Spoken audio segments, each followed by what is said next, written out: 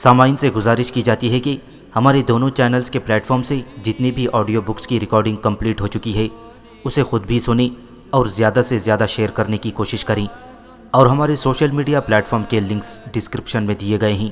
ہمیں سبسکرائب اور فالو ضرور کریں تاکہ آپ کو ضروری اپڈیٹس ملتے رہیں، اور ہماری ٹیم کی فنانشیل سپورٹ کے لیے پیٹریون کے لنک ضرور چیک کریں۔ جزاک اللہ۔ بسم اللہ الرحمن الرحیم۔ ابلیکا، صدیوں کے سکوت میں لپٹی ایک حسین داستان۔ مصنف اسلم راہی MA۔ ایپیسوڈ 11۔ قوم ثمود کا سب سے بڑا سردار اور نابت کا باپ ابورغال اپنی حویلی کے دیوان خانے میں بیٹھا ہوا تھا کہ قوم ثمود کے سورما اور ناقابل تسخیر پہلوان مصدع بن مہرج اور قدار بن سلف آئے اور ابورغال کے سامنے ایک نشست پر بیٹھ گئے۔ دیوان خانے میں چند ثانیوں تک گمشدہ نشانات کی سی خاموشی طاری رہی، پھر مصدع نے ابورغال کو مخاطب کرتے ہوئے کہا، اے بزرگ سردار، ہم شرمندگی کے باعث 2 دن تک تمہارے پاس نہ آ سکے، اس لیے کہ ابورغال نے مصدع کی بات کاٹتے ہوئے کہا، مجھے اطلاع مل گئی تھی کہ ہمارے شہر میں داخل ہونے والے کسی اجنبی جوان نے تم دونوں کو زیر کر کے اور مار مار کر شہر کی طرف بھگا دیا تھا، اور ہاں مجھے یہ بھی اطلاع مل چکی ہے کہ وہ اجنبی جوان کہ جس کا نام یوناف ہے ان دنوں میری بیٹی نابت اور اس کے ماموں جندہ کے پاس رہ رہا ہے۔ مجھے یہ سن کر سخت صدمہ اور دکھ ہوا کہ اس اجنبی جوان نے تم دونوں کو مار مار کر بھگا دیا، جبکہ تم دونوں قوم ثمود کے طاقتور ترین آدمی ہو۔ ایسا لگتا ہے وہ جوان لوہے اور پتھر کا بنا ہوا ہے۔ کاش تم دونوں ان چٹانوں کے اندر جندہ بن عمرو کو قتل کر دیتے تو اس وقت میری بیٹی نابت میرے پاس ہوتی۔ سنو میرے عزیز جوانوں، میں نے اپنے معبدوں کے بڑے پجاریوں ذواب بن عمرو اور رباب بن صغر کو بلوایا ہے، میں ان کے ساتھ مشورہ کرنا چاہتا ہوں۔ قصص القرآن میں ابورغال کا نام یہی لکھا گیا ہے۔ ذواب بن عمرو اور رباب بن صغر ہی قوم ثمود کے وہ بڑے پجاری تھے جنہوں نے قوم ثمود کو گمراہ کیا اور لوگوں کو حضرت صالح پر ایمان لانے سے باز رکھا۔ ابورغال نے اپنی بات کو جاری رکھتے ہوئے کہا، میری خواہش ہے کہ قوم ثمود میں حضرت صالح کے ساتھ ساتھ اس اجنبی جوان کا بھی خاتمہ کر دیا جائے۔ ابورغال کہتے کہتے خاموش ہو گیا، کیونکہ دیوان خانے میں قوم ثمود کے بت خانے کے بڑے پجاری ذواب بن عمرو اور رباب بن صغر اندر داخل ہوئے تھے۔ انہیں دیکھتے ہی ان کے احترام اور تقدس میں ابورغال، مصدع اور قدار تینوں اٹھ کھڑے ہوئے۔ جب وہ دونوں بڑے پجاری بیٹھ گئے تو وہ تینوں بھی اپنی اپنی نشستوں پر بیٹھ گئے۔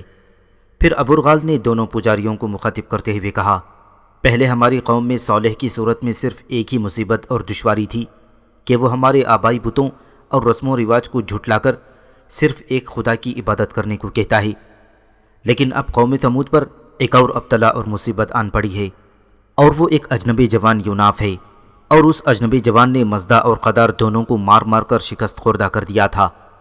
حالانکہ سب لوگ جانتے ہیں کہ قوم ثمود میں طاقت و قوت میں مصدع اور قدار جیسا اور کوئی بھی نہیں، اور اس پر مزید یہ کہ وہ یوناف نام کا اجنبی جوان مصدع اور قدار کو نیچا دکھانے کے بعد جندہ بن عمرو کے پاس مستقل طور پر رہنے لگا ہے۔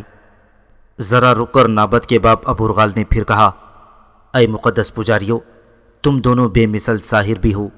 تمہارا سحر آج تک صالح کے خلاف کامیاب اور سود مند نہیں ہوا، لیکن تمہارا طلسم قوم ثمود میں داخل ہونے والے اس اجنبی جوان کے خلاف بھی کامیاب ثابت نہیں ہو سکتا جو جندہ کے پاس آ کر رہنے لگا ہے۔ مجھے خدشہ ہے کہ کہیں جندہ میری بیٹی نابت کی شادی اس یوناف نام کے جوان سے نہ کر دے۔ اگر ایسا ہوا تو بہت برا ہوگا، کیونکہ میں ہر حال میں نابت کی شادی سلول سے کرنا چاہتا ہوں، وہ میری بہن کا بیٹا ہے۔ دونوں بڑے پجاریوں میں سے رباب بن صغرا نے کہا، ہمارا طلسم صالح پر اس لیے ناکام نہیں رہا کہ صالح خدا کا رسول ہے، بلکہ ہمارا سحر اس لیے اس کے خلاف ناکام رہا کہ وہ ہم سے بھی بڑا ساحر ہے، اور صرف ہم دونوں ہی نہیں بلکہ بڑے سے بڑا ساحر بھی صالح کے خلاف کامیاب نہیں ہو سکتا، کیونکہ سوتے جاگتے میں صالح کا سحر اس کی حفاظت کرتا ہے، اس لیے ہمارا طلسم اس کے خلاف کامیاب نہیں ہوتا۔ اے سردار، ہم ابھی تک جندہ بن عمرو کے خلاف اپنا طلسم استعمال کر کے تمہاری بیٹی کو واپس لا سکتے تھے، لیکن تم نے ان دونوں کو اس کے پیچھے لگا دیا، جس میں یہ لوگ ناکام ہوئے۔ پھر دونوں بڑے پجاریوں کو مزدہ اور قدار کی رودات سنائی گئی اور سب نے مل کر ایک لائحہ عمل تیار کر لیا تھا۔ پھر ابوالغال نے مزدہ اور قدار کو مخاطب کرتے ہوئے کہا، مجھے تم دونوں سے کوئی گلا شکوہ نہیں کہ تم دونوں جندہ کو قتل کر کے مجھے میری بیٹی واپس نہ دلا سکے۔ اب دونوں پجاریوں نے صالح کو ختم کرنے کا راستہ تلاش کر لیا ہے، اس کے بعد وہ اپنے سحر سے کام لے کر جندہ اور یوناف کا بھی خاتمہ کر دیں گے، اور ان دونوں کے خاتمے کے بعد میری بیٹی نابت مجھے واپس مل جائے گی اور میں اپنی مرضی اور خواہش کے مطابق اس کی شادی سلول سے کر سکوں گا۔ مصدہ بن مہرج اور قدار بن سلف اٹھے اور وہاں سے چلے گئے۔ مشرقی کوہستانوں کی چوٹیوں کے اس پار سے فجر کی زردی سرخی میں بدل رہی تھی کہ نرم و شیتل اور طلائے احمر جیسی سحر کے آثار واضح ہونے لگے تھے۔ شیشے کی طرح شفاف و بے داغ آسمان خاموش تھا، بے کراں رات کے سینے میں چاند کی کرنوں کے تیر ہجوم کر رہے تھے۔ ایسے میں یمن کے بادشاہ ضحاک کے محل میں ثبر اور زنکبور اس کمرے میں نمودار ہوئے جہاں عزازیل ضحاک کے بڑے باورچی کی حیثیت سے قیام پذیر تھا۔ جو ہی وہ اس کمرے میں نمودار ہوئے، مسحری پر لیٹا عزازیل اٹھ کھڑا ہوا اور ثبر اور زنکبور کی طرف دیکھتے ہوئے اس نے پوچھا، اے میرے عزیزو، تم میرے لیے کیا خبر لے کر آئے ہو؟ ثبر اور زنکبور دونوں میں سے کسی نے بھی کوئی جواب نہ دیا، تاہم ان دونوں کی گردنیں ندامت سے جھک گئیں۔ عزازیل نے تعصب سے کہا، تم دونوں کا اندازہ بتاتا ہے کہ تم یوناف سے نمٹنے اور اسے کوئی نقصان پہنچانے میں ناکام رہے۔ اس بار زنکبور نے کہا، اے ہمارے آقا، یوناف نام کا وہ جوان انتہائی طاقتور اور سری قوتوں کا مالک ہے۔ ہم نے پہلے مل کر انسانی صورت میں اس پر حملہ کیا تھا، لیکن اس نے ہمیں ایسا مارا، پھر ناچار ہم نے اپنی طبعی صورت اختیار کر کے اس پر حملہ کیا، لیکن اس میں بھی ہم ناکام رہے۔ وہ ایک جگہ چٹان و ستون کی صورت میں کھڑا رہا، ہم اس کے نزدیک بھی نہ جا سکے، اور ہم پر ایسی آگ لپکی جو ہمارے جسموں کو پگھلائے دیتی تھی، حالانکہ عام آگ ہمارا کچھ نہیں بگاڑ سکتی۔ اے آقا، لگتا ہے وہ کوئی انسان نہیں بلکہ چٹانوں اور پتھروں سے ڈھلا ہوا ناقابل تسخیر شاہکار ہو۔ اے آقا، ہم تسلیم کرتے ہیں کہ وہ جوان ہمارے بس کا نہیں ہے، ایسا لگتا ہے اس کے قبضے میں کوئی بے کنار و لامحدود قوت ہے۔ عزازیل نے کہا، مجھے پہلے ہی امید تھی کہ تم دونوں ناکام رہو گے۔ اچھا تم جاؤ، ضرورت کے وقت میں تمہیں بلوا لوں گا۔ ثبر اور زنکبور وہاں سے غائب ہو گئے، جبکہ عزازیل پہلے کی طرح اپنی مسحری پر دراز ہو گیا تھا۔ رات صبح کی سنہری گالوں کو بوسے دیتی ہوئی رخصت ہو رہی تھی۔ پھر سورج کے طلوع ہوتے ہی خاموش و ویران خلوتیں اور ہر دریچے کا چلمن انتظار آزادی اور سرفرازی کی طرح بارونق اور قرار و قول کے شمون جیسا درخشاں ہونے لگا تھا۔ ہر چاند سے چہرے کا نور، برہنہ پنڈلیوں کی آگ اور ہر آہنی بازو کی قوت عیاں اور نمایاں ہونے لگی تھی۔ چاروں طرف بکھرتی روشنی نے اداس اور ادھورے ماحول کو ریشم اور بلور جیسا شفاف، قرب کی سرشاری جیسا پرکشش اور مقدس صحیفوں کی آیتوں جیسا درخشاں کر دیا تھا۔ یوناف نابت اور جندہ کے ساتھ باغ میں کام کر رہا تھا۔ جس وقت وہ ایک کھجور کو ہلا کر کھجوریں گرا رہا تھا، ذرا فاصلے پر نابت اور جندہ کھجوروں کو ایک جگہ جمع کر رہی تھی کہ ابلکا نے یوناف کی گردن پر لمس دیا اور کہا، یوناف، آج کا دن تمہارے لیے انتہائی اہم اور ذمہ داری کا دن ہے۔ یوناف نے ازراہ تمسخر پوچھا، کیوں؟ آج کا دن میرے لیے کیوں اہم ہے؟ کیا تم قوم ثمود سے میرا کوچ کرا کے میرے سارے جذبوں اور ولولوں کا خون تو نہیں کرنا چاہتی؟ ابلکا نے انتہائی سنجیدگی میں کہا، نہیں میرے حبیب، ایسی بات نہیں ہے۔ قوم ثمود کے بڑے سردار اور نابت کے باپ ابوالغال نے قوم ثمود کے بڑے پجاریوں ذؤاب بن عمرو اور رباب بن صغرا کے ساتھ مل کر صالح کے خلاف ایک انتہائی گھناؤنا اور مکروہ بدترین فیصلہ کیا ہے، اور تمہیں ان کے اس فیصلے کو ناکام اور نامراد بنانا ہے۔ یوناف بےتابی اور بے چینی سے پوچھا، ان بدبختوں نے مل کر حضرت صالح کے خلاف کیا فیصلہ کیا ہے؟ ابلکا نے کہا، سنو یوناف، حضرت صالح دن کے وقت تبلیغ کی غرض سے نواحی بستیوں کی طرف چلے جاتے ہیں، اور شام کے وقت جب اندھیرا ہو جاتا ہے تو لوٹتے ہیں۔ ابوالغال نے دونوں بڑے پجاریوں کے مشورے اور ترغیب سے اپنے بھانجے سلول کی سرکردگی میں 10 ایسے جوان مقرر کیے ہیں جو آج شام شمال کوہستان کے اندر اس راستے پر گھات میں بیٹھ جائیں گے جس پر سے صالح لوٹتے ہیں۔ پھر یہ سلول کی سرکردگی میں کام کرنے والے جوان حضرت صالح پر حملہ کر کے انہیں قتل کر دیں گے۔ سنو یوناف، یہ سلول وہی ہے جس کے ساتھ ابوالغال نابت کی شادی کرنا چاہتا ہے۔ یوناف نے غصے اور کرب سے کہا، قسم مجھے اپنے رب کی جو خطا بخش اور خطا پوش ہے، میں انہیں ایسا نہ کرنے دوں گا۔ صالح کے قتل کا ارادہ رکھنے والے سارے جوانوں کے عزم کو میں بے روش اور بے مایا کر دوں گا۔ ان کے اسرار حیات پرواز تخیل صبح نجات کو افسانہ خونی میں بدل کر رکھ دوں گا۔ اب لکھا، جس وقت یہ جوان حضرت صالح کے قتل کے لیے گھات لگائیں گے اس وقت میں بھی ان کے اوپر کوہستان پر موجود رہوں گا اور ان پر ایسا وار کروں گا تو ان کی ساری استقامت و استواری کو ختم کر کے رکھ دوں گا۔ میں حضرت صالح کو ان آوارہ مزاج اور کافر صفت نوجوانوں کے ہاتھوں نقصان نہ پہنچنے دوں گا۔ میں ان سب کا وہیں پر خاتمہ کر دوں گا جہاں وہ گھات میں بیٹھے ہیں۔ ابلکا نے تنبیہ کرنے کے سے انداز میں کہا، لیکن میرے حبیب، ان کا خاتمہ اس طریقے سے کرنا کہ تم ان کے سامنے مت آؤ اور کسی کو یہ خبر بھی نہ ہو کہ ان کے قاتل تم ہو۔ اگر قوم ثمود کو یہ خبر ہو گئی کہ ان کے گھات میں بیٹھنے والے جوانوں کا قتل تم نے کیا ہے تو سن رکھو، قوم ثمود تمہیں یہاں نہیں رہنے دے گی، جبکہ تمہارا ابھی یہاں رہنا ضروری ہے، کیونکہ ابھی تک عارف بیوسا اور نبیتا بھی بدی اور برائی پھیلانے کے لیے حرکت میں نہیں آئی کہ تمہیں ان کی طرف جانے کی ضرورت درپیش ہو۔ اس کے علاوہ جندہ اور نابت کی حفاظت کی پاسبانی کے لیے بھی تمہارا یہاں رہنا ضروری ہے، کیونکہ نابت کو حاصل کرنے کے لیے اس کا باپ ابوالغال کسی نہ کسی طریقے سے جندہ کو ٹھکانے لگانے کی کوشش کرے گا، اور ایسے حالات میں تم یہاں رہ کر جندہ اور نابت دونوں کی حفاظت کر سکتے ہو، کیونکہ ابوالغال کھل کر جندہ کے خلاف حرکت میں نہیں آ سکتا۔ ایسی صورت میں قوم ثمود خانہ جنگی کی تباہی کا شکار ہو جائے گی، اس لیے کہ جندہ ایک قبیلے کا سردار ہے اور وہ قبیلہ طاقت و قوت میں سب پر بالا ہے، اور جندہ کو نقصان پہنچنے کی صورت میں یہی قبیلہ قوم ثمود میں ایک تباہی کھڑی کر سکتا ہے۔ یوناف نے کہا، اب لکھا، حضرت صالح کا قتل کا ارادہ رکھنے والے جوانوں کو ٹھکانے لگانے کا میں نے ایک بہترین طریقہ سوچ لیا ہے، ایک ایسا طریقہ کہ نہ میں ان کے سامنے آؤں گا نہ ہی مجھے کوئی انہیں قتل کرتے ہوئے دیکھ سکے گا۔ سب لوگ یہی سمجھیں گے کہ وہ سب اپنی طبعی موت مر گئے ہیں۔ ابلکا نے تیز آواز سے پوچھا، ذرا بتاؤ تو صحیح، میں بھی تو تمہارا وہ طریقہ سنوں کہ تم کیسے ان کے خلاف حرکت میں آؤ گے۔ یوناف نے کہا، اب بھی میں تم سے کچھ نہ کہوں گا، تم میرے ساتھ ہی ہوگی، دیکھ لینا کہ میں ان کے خلاف کیسے حرکت میں آتا ہوں، اور میرا طریقہ کار یقیناً تم پسند کرو گی۔ ابلکا جواب میں خاموش رہی، کیونکہ وہاں بنو ثمود کا ایک جوان آیا اور یوناف کے قریب ہی بیٹھے جندہ اور نابت کو مخاطب کر کے یوناف کی طرف اشارہ کرتے ہوئے اس نے پوچھا، کیا یہی وہ جوان ہے جو تمہارے ہاں رہ رہا ہے جس کا نام یوناف ہے؟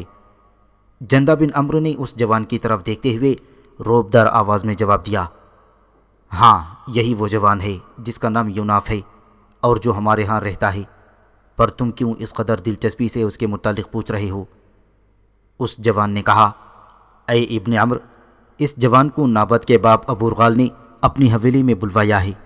وہاں ابوالغال اور دونوں بڑے پجاری ذؤاب بن عمرو اور رباب بن صغرا، مزدہ بن مہرج اور قدار بن سلف اور ابوالغال کا بھانجا سلول بیٹھے ہوئے ہیں، اور وہ کسی اہم مسئلے پر یوناف سے گفتگو کرنا چاہتے ہیں۔ وہ سب بے چینی سے اس کا انتظار کر رہے ہیں اور مجھے انہوں نے اسے بلانے کو بھیجا ہے۔ اور اے ابن عمرو، یہ معاملہ بڑا سنگین ہے، اس جوان سے کہ جس کا نام یوناف ہے کہو کہ یہاں سے چلا جائے، اگر یہ ایسا نہیں کر سکتا تو کم از کم وقتی طور پر ہی ادھر ادھر ہو جائے، اس طرح کم از کم اس کی غیر حاضری سے حالات کی موجودہ سنگینی کچھ کم ہی ہو جائے گی اور اس کی جان بچ جائے گی۔ نابت نے چلا کر کہا، کون اس کی جان کے درپے ہے؟ اگر اسے ضرر پہنچانے والوں میں میرا باپ بھی شامل ہے تو سنو، میں اس کے پیٹ میں بھی خنجر گھونپ دوں گی۔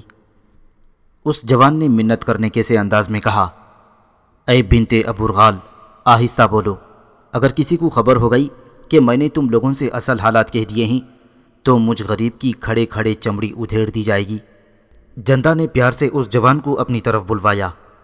زلاف، ادھر میرے پاس آ کر بیٹھو۔ زلاف نام کا وہ جوان جب جندہ کے پاس آ کر بیٹھ گیا تو جندہ نے اپنے لباس کے اندر سے نقدی کی ایک چھوٹی سی خریتی نکالتے ہوئے کہا، زلاف دیکھ، اس میں قیمتی سکے ہیں، یہ اب تیرے ہیں، پر تو مجھے یہ بتا کہ ابوالغال کے ہاں وہ لوگ کیوں جمع ہیں اور انہوں نے کس مقصد کے تحت یوناف کو بلوایا ہے؟ زلاف نے فوراً نقدی کی وہ خریتی اپنے قبضے میں کر لی، اسے کھول کر اس کے اندر موجودہ سنہری سکوں کا جائزہ لیا۔ پھر وہ خریتی اس نے جندہ کو لوٹاتے ہوئے کہا، ابن عمرو، اسے اپنے ہی پاس رکھو اور سنو، میں ابوالغال کا خدمتگار ضرور ہوں لیکن اس کے خیالات و افکار سے ہرگز اتفاق نہیں کرتا۔ دیکھو ابن عمرو، تو اور تیری بھانجی دونوں صالح نبی پر ایمان لا چکے ہیں، اس بات کا کسی سے ذکر نہ کرنا کہ بظاہر میں صالح نبی کے مخالفوں اور انکار کرنے والوں کا حامی ہوں، لیکن اندر ہی اندر خفیہ طور پر میں بھی تم دونوں کی طرح صالح نبی پر ایمان لا چکا ہوں اور تمہاری طرح مسلمان ہوں۔ اس تھیلی کی ضرورت نہیں، میں تمہیں خود ہی سارے حالات کہہ دیتا ہوں۔ سنو، ابوالغال دونوں بڑے پجاری مزدہ اور قدار اور سلول سب حضرت صالح اور یوناف کے قتل کے درپے ہیں۔ پہلے ان کا ارادہ تھا کہ آج حضرت صالح کا خاتمہ کر کے بعد میں یوناف سے نمٹا جائے، لیکن اب ابوالغال نے اپنے اس ارادے میں تبدیلی کر لی ہے اور صالح کے ساتھ ساتھ یوناف سے بھی آج ہی نجات چاہتا ہے۔ اسے خدشہ ہے کہ جندہ بن عمرو کہیں اس کی بیٹی نابت کی شادی یوناف سے نہ کر دے، جبکہ وہ نابت کو حاصل کر کے اس کی شادی اپنے بھانجے سلول سے کرنا چاہتا ہے۔ اس موقع پر ابلیکا نے دوبارہ یوناف کی گردن پر اپنا حریری لمس دیا اور ساتھ ہی نغمات جیسی لبریز آواز میں اس نے کہا، یوناف، اس وقت تم ابوالغال کے بلانے پر اس کے ہاں مت جاؤ، ایسا نہ ہو وہ تمہیں اور مسائل میں الجھا دے اور تم حضرت صالح کی حفاظت اور ان کی مدد کرنے سے رہ جاؤ۔ صالح پر حملہ کرنے والے جوانوں سے نمٹ کر تم ابوالغال سے مل لینا۔ قوم ثمود کے دونوں بڑے پجاری ساحر بھی ہیں، لیکن وہ تمہارا کیا بگاڑ سکتے ہیں؟ تمہارے اپنے پاس لاہوتی اور سحری قوتیں ہیں اور پھر میں تمہارے پاس ہوں۔ ابلیکا خاموش ہوئی تو یوناف نے زلاف کو مخاطب کرتے ہوئے کہا، اے زلاف، تم ابوالغال کے پاس جاؤ اور اسے کہو میں اس وقت اس سے نہیں مل سکتا کہ کام میں مصروف ہوں۔ ہاں، جب سورج غروب ہو جائے اور رات چھا جائے تو اس کے ہاں اس سے ضرور ملنے آؤں گا۔ اب تم جاؤ اور ابوالغال کو میرا پیغام پہنچاؤ۔ زلاف اٹھا اور چلا گیا۔ جندہ بن عمرو اس کے جانے کے بعد کہا، اگر ابوالغال کو خدشہ ہے کہ میں نابت کی شادی یوناف سے کر دوں گا اور اس وجہ سے وہ یوناف کو راستے سے ہٹانا چاہتا ہے تو میں یوناف کی شادی ضرور نابت سے کروں گا۔ پھر اس نے نابت کو مخاطب کرتے ہوئے پوچھا، اے میری عزیز بیٹی، اگر آج ہی یہاں سے واپسی کے بعد میں تیری شادی یوناف سے کر دوں تو کیا تجھے اس پر کوئی اعتراض ہوگا؟ جندہ کے اس سوال پر اس بنت مہتاب، شاخ زریں، تراوٹ گل، زہرہ نگار اور شعاع خورشید نابت کے چہرے پر ایک لذت حرف و حکایات، طغیان نشاد، طلسمات شہود، بنت ہوا کی ساری فسونکاری اور ایک مدہوشی اور طربناکی سی بکھر گئی تھی۔ چند ثانیوں تک وہ اپنے خوابیدہ ارادوں کو مجتمع کرتی رہی، پھر اس نیلم و الماس و گہر اور صنم شعلہ جمال نابت نے لہن بلبل کے سے انداز میں کہا، اے میرے ماموں، یوناف ایک بے مثل نایاب اور خوبصورت جوان ہے، میں ان کے ساتھ شادی سے کیوں کر انکار کر سکتی ہوں؟ جندہ نے خوشی اور اطمینان کا اظہار کرتے ہوئے کہا، اے بیٹی، میں تیرا ممنون ہوں کہ تو نے میری بات رکھی۔ اپنا کام سمیٹو کہ آج ہم جلدی گھر چلے جائیں گے تاکہ تم دونوں کے نکاح کا بندوبست کر سکوں۔ جندہ خاموش ہوا تو تاروں بھری رات جیسی حسین نابت نے اپنے آپ کو سنبھالا اور یوناف کو مخاطب کرتے ہوئے اس نے کہا، اب جب کہ میرے ماموں مجھے آپ کے حوالے کر چکے ہیں، اس نسبت سے آپ کی حفاظت اور سلامتی میری ذات کی سب سے مقدم اور مقدس خواہش ہے، اور اس رشتے کی بنا پر میں آپ سے پوچھتی ہوں کہ آپ نے زلاف سے یہ کیوں کہا کہ آج شام کے بعد آپ میرے باپ ابوالغال سے ملنے اس حویلی میں جائیں گے؟ یوناف مسکرا دیا۔ اس مسکراہٹ میں ایک صبح اول کے سربستہ رازوں جیسا سکون اور سرخوشی تھی۔ پھر اس نے نابت سے کہا، نابت، آج شام پہلے میں حضرت صالح نبی کو قتل کرنے کا ارادہ رکھنے والے جوانوں سے نمٹوں گا، اس کے بعد تمہارے باپ کی حویلی میں جانے سے قبل تم سے گفتگو کر کے اور تمہیں مطمئن کر کے جاؤں گا۔ نابت نے دوبارہ ایک تجسس اور فریب کھاتی ہوئی آواز میں پوچھا، کون جوان کہاں صالح کو قتل کرنا چاہتے ہیں اور آپ اکیلے کہاں ان کی کس طرح حفاظت کریں گے؟ یوناف نے ایک طرح سے بحث سمیٹتے ہوئے کہا، یہ ساری گفتگو گھر بیٹھ کر آرام سے کریں گے، چلو پہلے اپنے کام سے نمٹ لیں۔ نابت خوش ہو گئی۔ تینوں نے جلدی جلدی اپنا کام نمٹایا اور گھر لوٹ گئے۔ وہاں شام سے پہلے پہلے خاموشی اور رازداری کے ساتھ جندہ بن عمرو نے یوناف اور نابت کا نکاح پڑھا کر دونوں کو رشتہ رفاقت میں باندھ دیا۔ یوناف ہجر کے شمالی کوہستانی سلسلے کی ایک بڑی اور بلند چٹان کے پاس نمودار ہوا۔ اس وقت آفاق کا مشعل بردار سورج غروب ہو گیا تھا۔ نیچے اس راستے کے کنارے جو نواحی بستیوں کی طرف سے آتا تھا، حضرت صالح کو قتل کرنے کے لیے سلول کی سرکردگی میں 10 جوان گھات لگا کر بیٹھ چکے تھے۔ یوناف انہیں بلندی سے واضح طور پر دیکھ سکتا تھا۔ اتنے میں دور اس راستے پر حضرت صالح دکھائی دیے۔ انہیں قتل کرنے کے لیے آنے والے قوم ثمود کے جوان چوکنے اور مستعد ہو گئے۔ اس موقع پر ابلیکا نے یوناف کی گردن پر لمس دیا اور پوچھا، دیکھو صالح نبی آ رہے ہیں، تم قوم ثمود کے ان جوانوں سے کیسے نمٹو گی؟ یوناف نے کسی فلک کے دربان کے سے انداز میں کہا، رب الارباب کی قسم، ان جوانوں میں غم جاوداں، دائمی کسوف، ارزوئے برگشتہ، ہیولوں کا غبار، طوفان محیب اور دام بلا کی طرح نازل ہوں گا، اور ان کی حالت پراگندہ گلشن کی بزم اور مژدہ عالم جیسی کر کے رکھ دوں گا۔ میرا رب جو خالق وقت ہے اور اسیر صبح شام نہیں، مجھے ان کے خلاف ضرور کامیاب کرے گا۔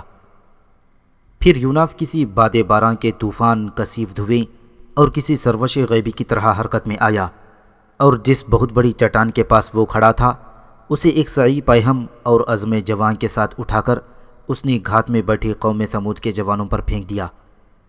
فضا میں تاریکی بڑھ رہی تھی اور ہر طرف ایک مہیب سناٹا جان لیوا احساس کی طرح پھیلتا جا رہا تھا۔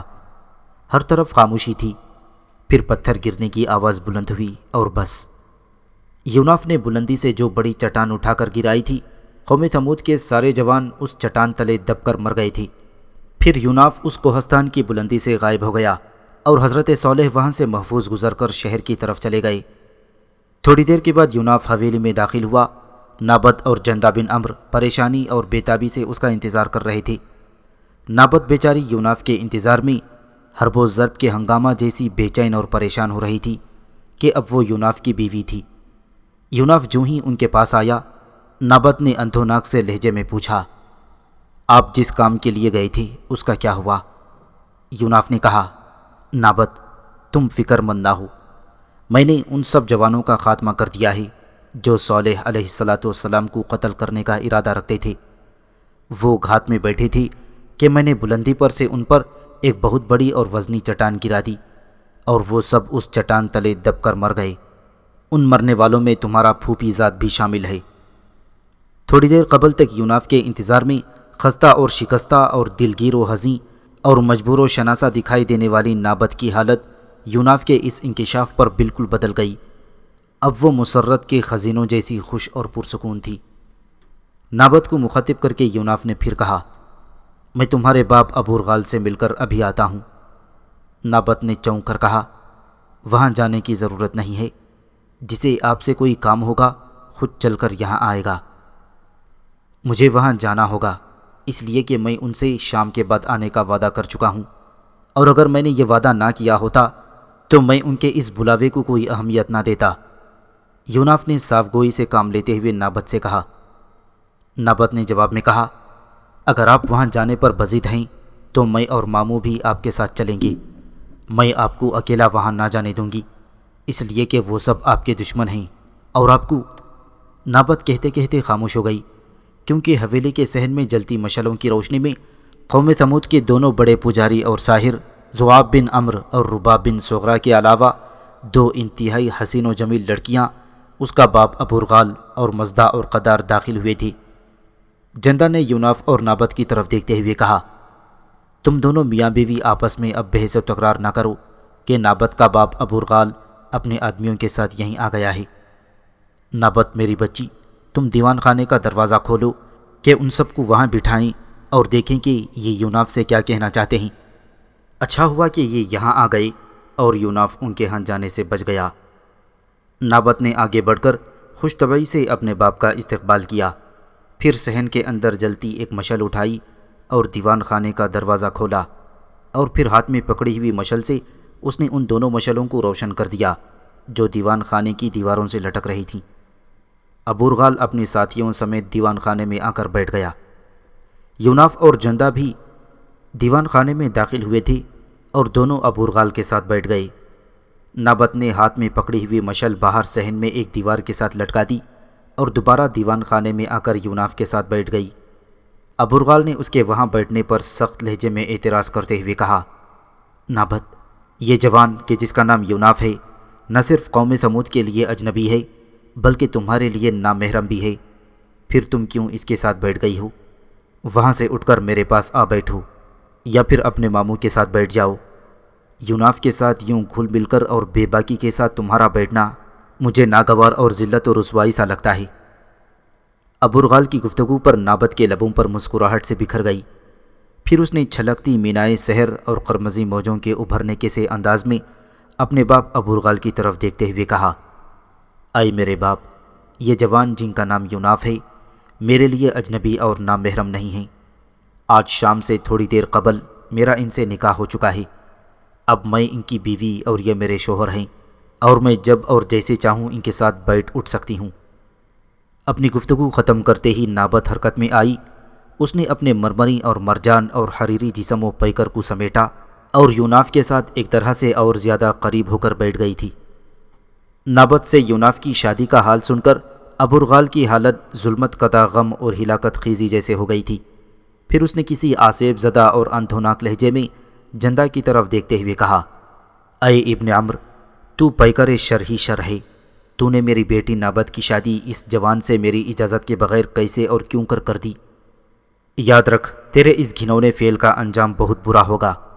اے ابن عمرو، تو نے مجھ پر امتداد زمانہ اور یاس قنوت طاری کرنے کی کوشش کی، تو نے مجھے ظلمتوں کے اندر بھٹکا دینے کی کوشش کی، پر میں ایسا نہ ہونے دوں گا۔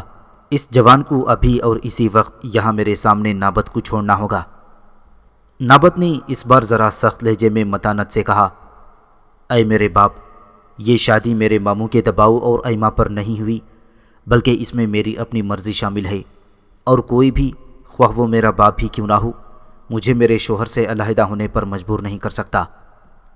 ابورغال نے غصے اور غضب میں اپنے ہونٹ کاٹنے شروع کر دیے۔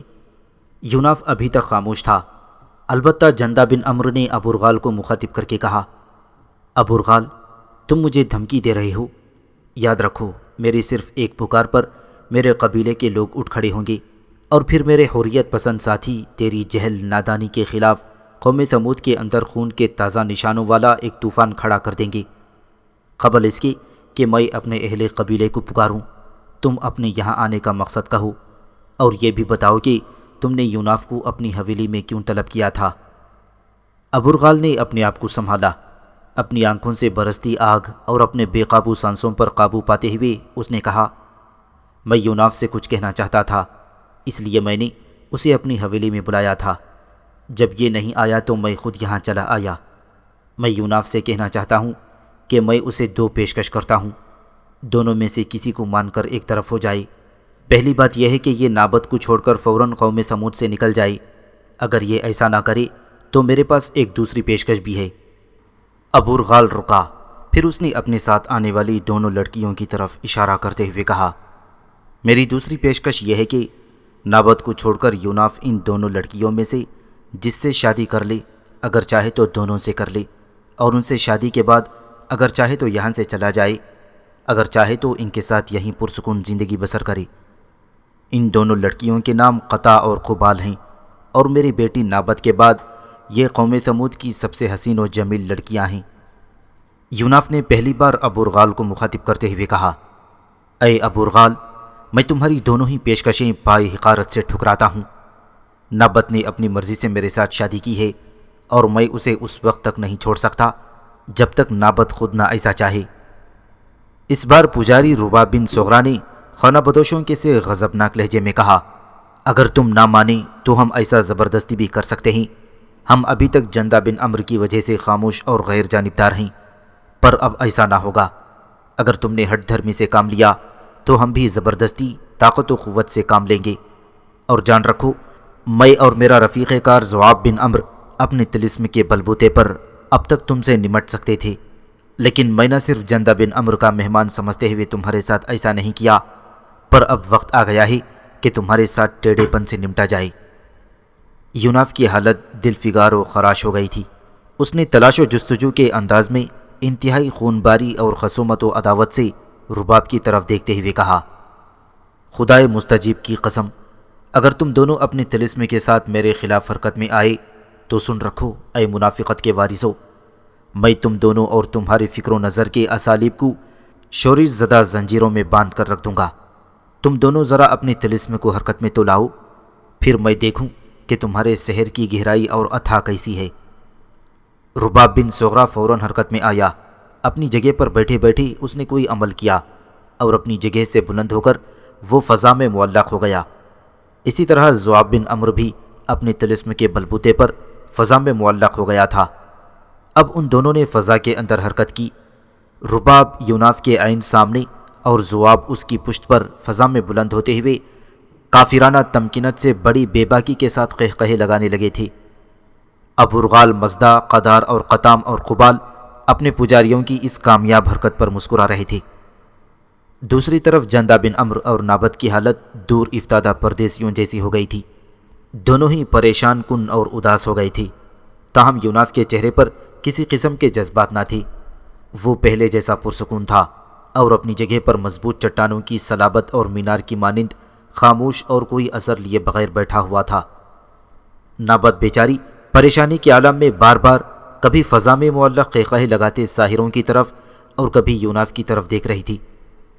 اسی وقت ابلیکا نے یوناف کی گردن پر اپنا لمس دیا اور اپنی نگہت برساتی آواز میں اس نے یوناف سے کہا، اے میرے رفیق، میں جانتی ہوں تم اپنی لاہوتی اور سحری قوتوں کے بلبوتے پر لمحوں کے اندر ان سے نمٹ سکتے ہو، لیکن اے میرے حبیب، ان دونوں کے طلسم کی شباب اور اورنگ نشینی کو میں خاک میں ملاؤں گی۔ تم صرف اپنے دونوں ہاتھ فضا میں بلند کرو، ایک ذؤاب کی طرف اور دوسرا رباب کی طرف۔ میں ان دونوں کی گردنیں تمہارے ہاتھوں میں دے دوں گی اور تم ان دونوں کو ان کی نشستوں کی طرف پٹک دینا۔ اب تم ان دونوں کی طرف اپنے ہاتھ پھیلاؤ کہ میں اپنے کام کی ابتدا کروں۔ یوناف کے لبوں پر مسکراہٹ بکھر گئی اور اس نے اپنا ایک ہاتھ ذؤاب کی طرف اور دوسرا رباب کی طرف پھیلا دیا۔ یوناف کے ہاتھ فضا کے اندر پھیلتے ہی ابلیکا حرکت میں آئی اور لمحوں میں اس نے ذؤاب بن عمرو کی گردن یوناف کے بائیں ہاتھ میں اور رباب بن صغرا کی گردن اس کے دائیں ہاتھ میں دے دی تھی۔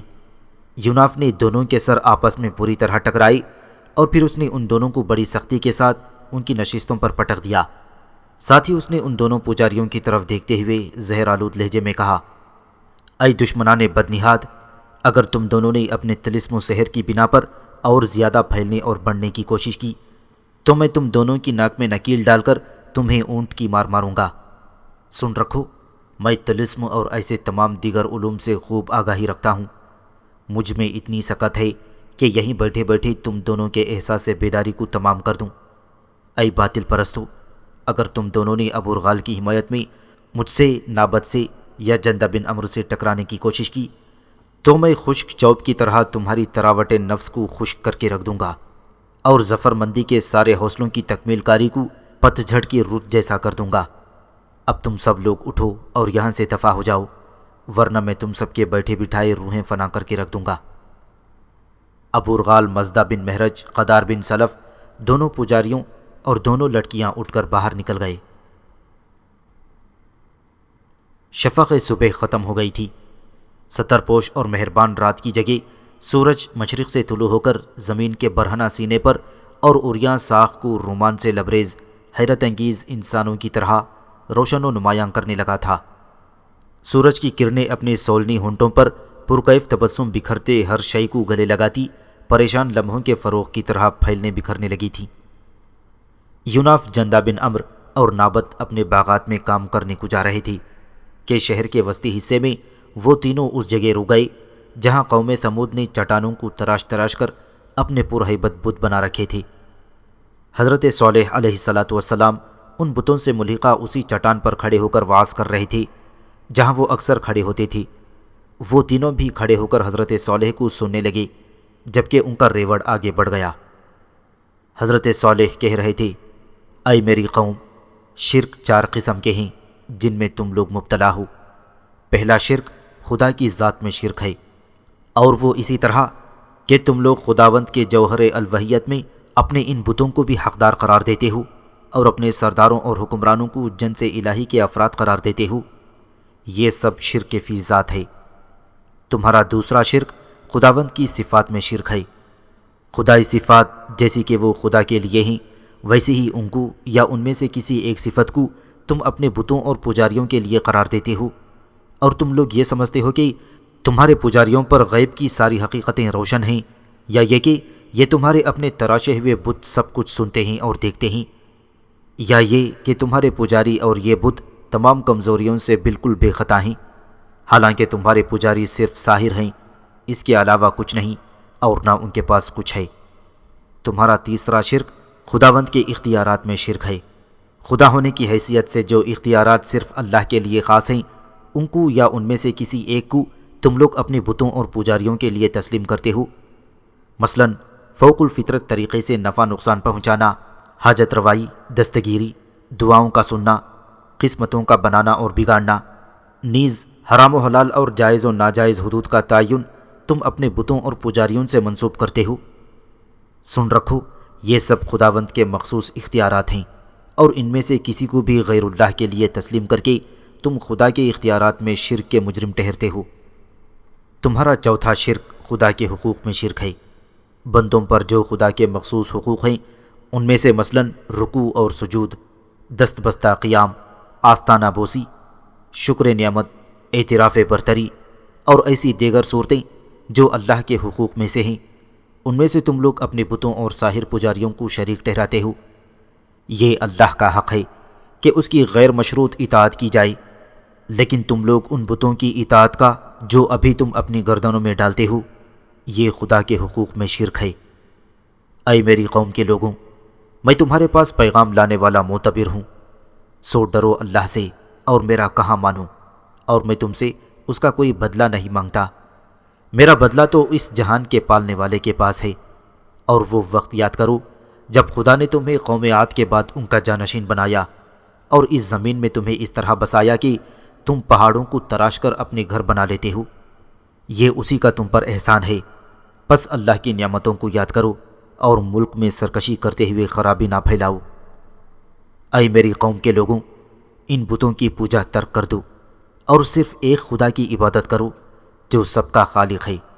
لوگوں کے ہجوم میں کھڑے ابورغال نے بلند آواز میں صالح کو مخاطب کرتے ہوئے کہا، اے صالح، پہلے تو ایسا آدمی تھا کہ ہم سب کی امیدیں تجھ سے وابستہ تھیں، پھر کیا تو ہمیں روکتا ہے کہ ہم اپنے ان معبودوں کی پوجا نہ کریں جنہیں ہمارے باپ دادا پوجتے چلے آئے ہیں؟ یہ کیسی بات ہے؟ ہمیں تو اس میں بڑا شک ہے جس کی تم دعوت دیتے ہو، یہ ہمارے دل میں اترتی نہیں۔ اے صالح، اگر تو خدا کا فرستادہ ہے تو کوئی نشانی دکھا کہ ہم تیری صداقت پر ایمان لائیں۔ حضرت صالح علیہ الصلاۃ والسلام نے جواب دیا، ایسا نہ ہو کہ نشانی آنے کے بعد بھی تم لوگ انکار پر اور سرکشی اور بغاوت پر قائم رہو۔ ابورغال نے کہا، اے صالح، اگر تو ہماری مرضی کے مطابق ہمیں کوئی نشانی دکھا دی تو میں تجھ سے وعدہ کرتا ہوں کہ قوم ثمود تم پر ایمان لے آئے گی۔ نشانی دیکھنے کے بعد ہم یقیناً تیرے پیغام کی تکفیر نہ کریں گے۔ حضرت صالح نے ابورغال سے کہا، اے ابورغال، تو اپنی قوم سے مشورہ کر کے مجھے بتا کہ تم لوگ کس قسم کی نشانی دیکھنا چاہتے ہو۔ ابورغال چند ثانیوں تک وہاں موجود قوم ثمود کے بڑوں سے مشورہ کرتا رہا، پھر اس نے حضرت صالح کو مخاطب کر کے کہا، اے صالح، ہماری خواہش ہے کہ شہر کے شمال میں چشموں کے پانی کا جو حوض ہے اور اس کے سامنے جو پہاڑ ہے، اس پہاڑ کے اندر سے ایک حاملہ اونٹنی نکلے، اور وہ اونٹنی اس کوہستانی سلسلے سے نکل کر ہمارے سامنے فوراً بچا دے۔ اگر تو ایسا کر کے دکھائی تو پھر اے صالح، میں تجھے یقین دلاتا ہوں کہ قوم ثمود ضرور تم پر اور تمہارے خدا پر ایمان لائے گی۔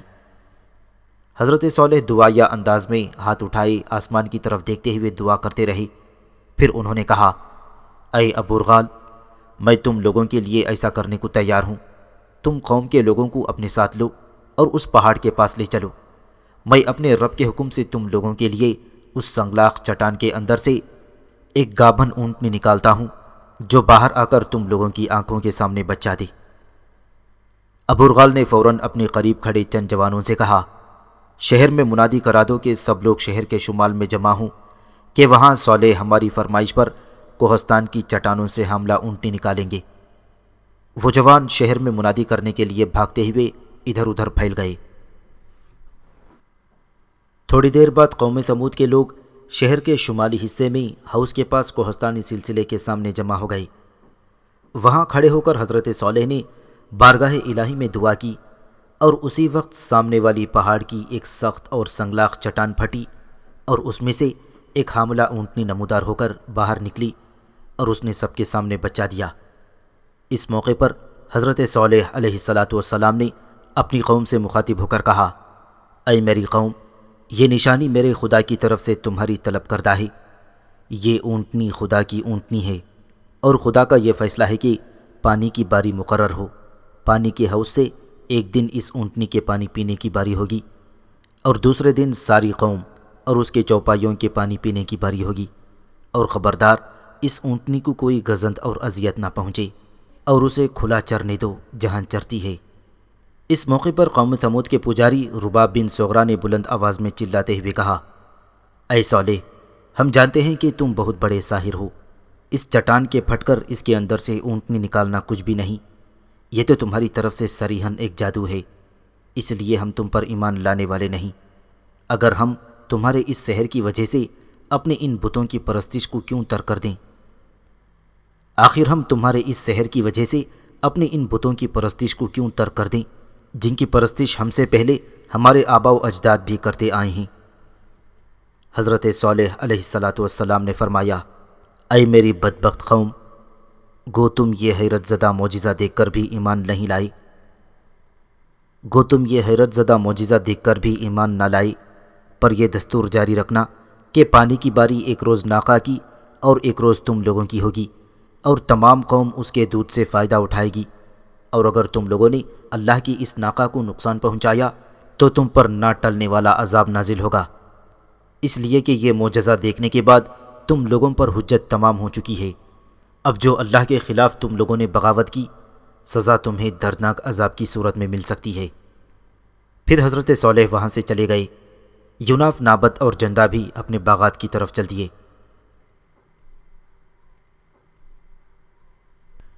شام ہو گئی تھی۔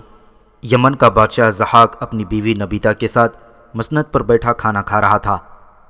ان کے سامنے والی مسند پر عارب اور بیوسا بیٹھے ان کے ساتھ کھانے میں شریک تھے۔ وہ چاروں ریشمی چوغے اور طلسمی عبائیں پہنے ہوئے تھے۔ ضحاک کی اس طلسمی خوابگاہ کے فرش پر مخمل کا ایک فرش بچھا ہوا تھا۔ خوابگاہ کی دیواروں کے سامنے زمبوری جھالروں والے انگوری پردے لٹک رہے تھے۔ دیواروں کے ساتھ مغرق مسندیں بچھی ہوئی تھیں، اور ان کے سامنے ایک لے نواز اور زمزمہ کار بیٹھا ہوا کوئی قدیم گیت الاپ رہا تھا۔ اس طلسمی خوابگاہ کے اندر جگہ جگہ چرمی مشعلیں جل رہی تھیں جنہوں نے خوابگاہ کو خوب روشن کر رکھا تھا۔ نبیتا اپنی حالت پر خوش اور ایک نازش و تمکنت کے ساتھ ضحاک کے پہلو میں بیٹھی ہوئی تھی۔ ضحاک بھی محو خواب کسی چرواہے کی طرح مطمئن اور پرسکون تھا۔ عزازیل ایک باورچی کی حیثیت سے دست بستہ اس کے سامنے ایک اچھے خدمتگار کی طرح کھڑا تھا۔ جب وہ چاروں کھانا کھا چکے تو گانے والا اٹھ کر باہر چلا گیا۔ عزازیل نے پہلے سارے برتن اٹھا کر باہر رکھے، پھر وہ دوبارہ ضحاک کے سامنے آ کھڑا ہوا اور اس نے کہا، اے مالک، اگر آپ اجازت دیں تو کچھ عرض کروں۔ ضحاک نے نرمی سے کہا، ضرور کہو۔ عزازیل نے ندائے غیب اور مسلسل گونجتی غار جیسی آواز میں پوچھا، اے مالک، ایک باورچی کی حیثیت سے میں نے آپ کی کیسی خدمت کی؟ ضحاک نے ایک سرخوشی، ترنگ اور موج میں کہا، اے عزازیل، اے میرے بزرگ، تیرا نام گو ابلیس اور شیطان جیسا ہے، پر تو نے ایک خدمتگار کی حیثیت سے بڑی کاوش کے ساتھ میری خدمت کی ہے۔ اے عزازیل، اگر یہ معاملہ آج چھڑ ہی گیا ہے تو پھر مانگ اپنی اس خدمت کے صلے میں تو ہم سے کیا مانگتا ہے؟ عزازیل نے انکساری کا مظاہرہ کرتے ہوئے کہا، اے مالک، میں بندہ خاکستار کم ترین آپ سے کیا مانگ سکتا ہوں؟ اس بار نبیتا نے کہا، اے عزازیل میرے بزرگ، اگر تمہارے آقا کہہ رہے ہیں تو کچھ نہ کچھ تو مانگو۔ عارب نے بھی نبیتا کی تائید کی اور کہا، ہاں ہاں عزازیل، ضرور مانگو، ضرور کسی ایسی خواہش کا اظہار کرو جو تمہارے دل میں ہے۔ عزازیل نے ضحاک کی طرف دیکھتے ہوئے کہا، اے آقا، میں آپ سے کچھ بھی طلب نہیں کرتا، تاہم برسوں سے میرے دل میں ایک خواہش ضرور ہے۔ ضحاک نے خوش طبعی سے پوچھا، اے عزازیل، تو اپنے دل میں کیسی خواہشیں رکھتا ہے؟ بلا جھجک اس کا اظہار کر دے، اسے پورا کیا جائے گا۔ عزازیل نے کہا، اے میرے آقا، میری خواہش ہے کہ میں آپ کے دونوں شانوں پر بوسہ دوں اور ان پر اپنی خلوص خدمت اور جانثاری کے نشانات ثبت کر دوں۔ اے مالک، کیا آپ مجھے اپنی دونوں شانوں پر بوسہ دینے کی اجازت دیں گے؟ تاریخ ایران جلد اول کا مؤلف پروفیسر مقبول بیگ بدخشانی اس واقعے کو تبری سے نقل کرتے ہوئے اس طرح بیان کرتا ہے، ضحاک نے اپنے شانوں پر سے لباس ہٹاتے ہوئے کہا، اے عزازیل، تمہیں میرے شانوں پر بوسہ دینے کی اجازت ہے۔ عزازیل فوراً آگے بڑھا اور ضحاک کے دونوں شانوں کو باری باری چوم لیا۔ ساتھ ہی اس نے کہا، اے میرے آقا، آپ کے شانوں پر جہاں میں نے بوسے دیے ہیں وہاں عنقریب 2 اژدہے نمودار ہوں گے۔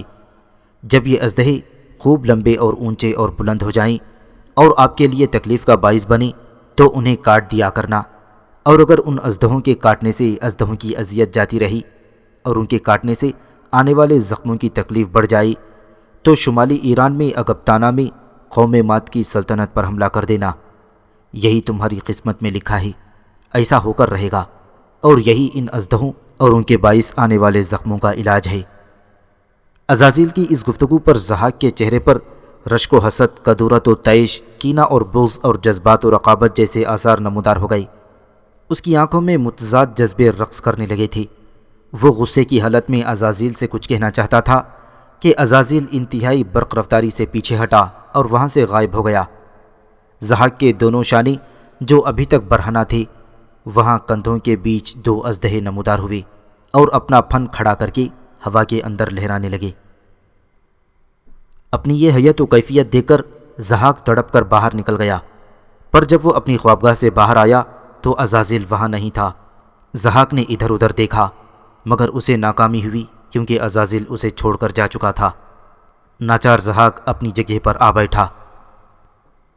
تاریخ ایران جلد اول صفحہ نمبر 38 پر تفصیل سے لکھا گیا ہے کہ عزازیل ضحاک کے باورچی کا کام کرتا تھا اور اس کے کندھوں پر بوسے دے کر اژدہے نمودار کر دیے۔ اسی بنا پر ایرانی ضحاک کو ازدحاک بھی کہتے ہیں۔ چند لمحے اپنی جگہ پر خاموش بیٹھا رہا۔ اس کا چہرہ مضحکہ خیز اور جہل آمیز ہو گیا تھا۔ لگتا تھا وہ تل ملاتی اور بلبلاتی حالت میں شاید عزازیل کے بچھائے ہوئے اس دام اوہام سے چھٹکارا حاصل کرنے کی کوشش کر رہا تھا۔ اس دوران نبیتا پرکیف تبسم کے ساتھ اس کی طرف دیکھے جا رہی تھی۔ آخر ضحاک نے اپنا جھکا ہوا سر سیدھا کیا اور نبیتا بیوسا اور عارب کو مخاطب کرتے ہوئے کہا، میں نے اپنا سارا طلسم، ساری قوت آزما دیکھی، لیکن میں ان 2 اژدہوں کو اپنے شانوں سے مٹا دینے میں ناکام رہا ہوں۔ یہ عزازیل نام کا شخص نہ جانے کیسا پراسرار اور خفی اور سری قوتوں کا مالک ہے کہ مجھے یہ نہ مٹنے والی نشانی دے کر غائب ہو گیا۔ اب مجھے وہم ہو رہا ہے کہ یہ عزازیل جو میرا باورچی رہا ہے صحیح معنوں میں یہ وہی عزازیل ہے جسے ہم ابلیس کہتے ہیں۔ کاش میں نے اسے اپنے ہاں ملازم ہی نہ رکھا ہوتا، کاش میں نے اسے اپنی شانوں کا بوسہ لینے کی اجازت ہی نہ دی ہوتی۔ اگر یہ ابلیس ہی تھا تو انسانی بھیس میں یہ میرا کیوں کر مخلص و جانثار ہو سکتا ہے، کیونکہ ذلیل اور ٹھکرایا ہوا یہ عزازیل تو اپنے خالق سے بھی مخلص نہ رہا اور اپنے تکبر کی بنا پر اپنے خالق سے بھی بغاوت کر بیٹھا۔ آہ عزازیل، تو نے مجھے ایک نئی اذیت میں مبتلا کر دیا ہے۔ اس کے ساتھ ہی ضحاک نے ان دونوں اژدہوں کو ڈھانپنے کے لیے اپنے کندھوں پر اپنا ارغوانی پیرہن ڈال دیا تھا، تاہم وہ کچھ اور افسردہ ہو گیا تھا، جیسے اس کی کوئی انمول چیز کھو گئی ہو۔ نبیتا نے اپنی قرمزی ابا کو سمیٹتے ہوئے اور ضحاک سے اور قریب ہوتے ہوئے ضحاک کو ڈھارس اور تسلی دینے کے انداز میں کہا، آپ پریشان نہ ہوں، کسی طبیب سے مشورہ کر کے اس نئی آفت سے ہم نجات حاصل کرنے کی کوشش کریں گے، اور اگر کامیابی نہ ہوئی تو وہ بوڑھا باورچی عزازیل جاتے جاتے تو یہ کہہ گیا ہے کہ اگر یہ دونوں اژدہے تکلیف کا باعث بنیں تو ان کو کاٹ دیا کریں، اور اگر انہیں کاٹنے سے زخم تکلیف دیں تو شمالی ایران کی قوم ماد پر حملہ کر دیں۔ ہم ان اژدہوں کو کاٹنا شروع کر دیں گے، اور اگر پھر بھی سکون نہ ملا تو ہم اپنی جنگی تیاریاں مکمل کرنے کے بعد قوم ماد پر حملہ کر دیں گے۔ ہو سکتا ہے اس قوم پر فتح حاصل کرنے کے بعد ہمیں ان دونوں اژدہوں سے نجات مل ہی جائے۔ عارب اٹھ کھڑا ہوا اور اس نے بھی ضحاک سے ہمدردی کا اظہار کرتے ہوئے کہا، نبیتا ٹھیک کہتی ہے، ہمیں ایسا ہی کرنا پڑے گا۔ بہرحال کل سے میں بھی اس بوڑھے عزازیل کی تلاش کا کام شروع کر دوں گا تاکہ اسے پکڑ کر یہاں لاؤں اور اس کے ذریعے آپ کو اس اذیت سے نجات دلاؤں۔ عارب اٹھ کر محل کے اندر اپنے کمرے کی طرف چلا گیا۔